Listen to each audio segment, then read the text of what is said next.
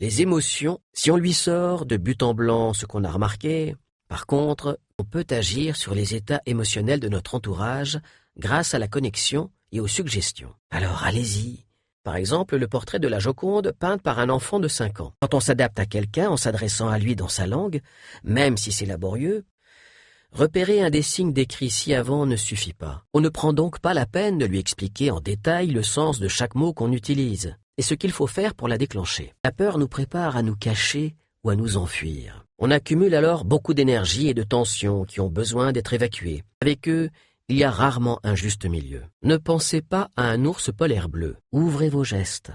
Bougez les bras en les écartant de votre corps et commencez à sourire. Regarder des publicités est un bon moyen de s'exercer à identifier des encres auxquelles on ne pense pas, mais qui agissent sur la plupart des gens. Beau travail, puisqu'il doit visiblement faire un effort pour vous suivre. Cela ne veut pas dire qu'il ne tente pas de supprimer une émotion.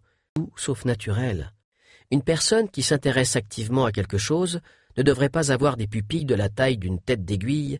J'avais peur que vous le trouviez absurde. Les capte. Dans ce cas, on peut se fier aux micro-expressions quand elles apparaissent. Comment trouver le sens dominant de quelqu'un? Planter l'encre quand on ne voit pas de micro-expression chez quelqu'un. Heureusement, on peut voir les émotions des gens. En ce qui concerne les yeux, il faut aussi prendre en compte la taille des pupilles. C'était complètement carré.